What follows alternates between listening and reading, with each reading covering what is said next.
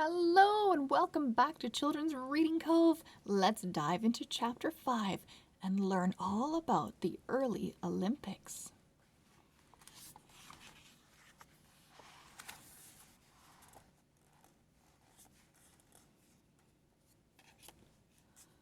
Chapter 5, Early Olympics. Annie says, "Yikes! In the earliest Olympics, athletes wore tunics. Later, they competed without clothes? The ancient Greeks believed that strong bodies and sports pleased the gods, so they honored the gods with sporting events and contests. The Olympics began as a festival to honor Zeus. The first Olympics were held in 776 BC. They were held in Olympia, in the city-state of Elis. The early Olympics were very simple. There was only one event. Runners ran a foot race called the strade. We get the word stadium from the Greek word strade," says Jack. Over the years, other sports were added. People traveled from all over to see the games. The Olympics became the most popular festival in Greece. Messengers. The Olympics were held every 4 years. They lasted 5 days. The games were always held during the hottest months of the summer, and as the time drew near, messengers left Elis. They traveled all over Greece. It was their job to announce the dates for the games. Annie says, the messengers were easy to spot. They wore cloaks and carried wands. Who could compete? Only Greek citizens could compete in the Olympics. No one who had committed a crime could compete. Women and slaves were not allowed to be in the games. Each city-state chose its best athlete to send to the Olympics. They came from all over Greece. Some were simple shepherds or fishermen. Others were powerful generals or businessmen. Their skill in sports made them all equal at the games. Jack says, athlete comes from a Greek word that means to compete for a prize. So, to summarize, the first Olympics were held in Olympia. They were a festival for Zeus. Only Greek citizens could participate, and certainly no criminals, and no girls or slaves could participate either. Calipitera. There was one woman who didn't obey the rules. Her name was Calipitera. Her father and brother were Olympic winners. After her husband died, she trained her son for the Olympics. Calipitera dressed up like a man to watch him compete. She walked boldly into the stadium. When her son won, she leapt over a barrier to congratulate him. Her clothes got tangled, and they came loose. It became clear she was not a man. But Calipitera was lucky, because she was from a famous family. She wasn't punished.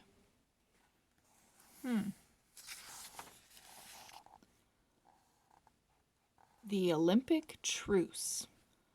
There were a lot of wars in ancient Greece. City-states fought each other. They also fought other countries. In order to hold the Olympics, all wars had to stop. A truce was called.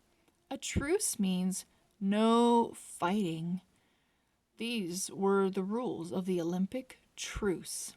Number 1. All wars must stop for 3 months during Olympic training and the games. Number 2.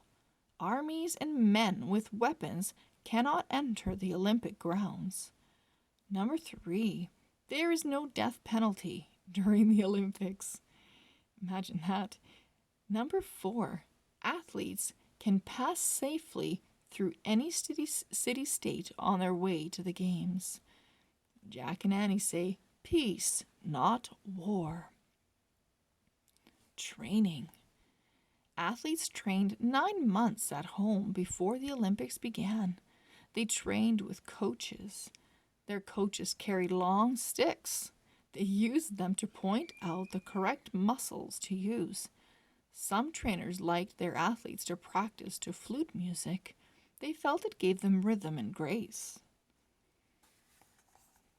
Jack says, this Greek vase, or vase, shows a trainer with a stick. As the Olympics drew near, athletes and their trainers began the long journey to Olympia. Some went by boat, others walked or rode horses. Arrival at Ellis. Annie says Ellis was the town in the city-state of Ellis. After their journey, the athletes arrived at the town of Ellis near Olympia. This was their training ground for another month before the games. 10 men met the athletes in Ellis. They were the Olympic judges. They wore purple cloaks. They had laurel wreaths on their heads. The judges made sure the athletes obeyed the rules. They divided the athletes into age groups. Athletes usually competed with people in their own age groups. Then the athletes had to sand and weed the tracks before they could practice. 2 days before the games began, the athletes, coaches, and judges left for Olympia in a great procession. Turn the page to see how you would train in ancient Greece. This way. Train like the ancient Greeks. Number 1, get someone to play the flute while you exercise. Number 2, go to the gymnasium to practice. You can also practice in the fields. Watch out for the goats. Number 3, if you need quick energy, eat grapes, figs, honey, or goat cheese. And number 4, be the best sport you can be. And that is the end of chapter 5. Join me in the next video to read about the Olympic grounds in chapter 6. We'll see you very soon. Bye-bye.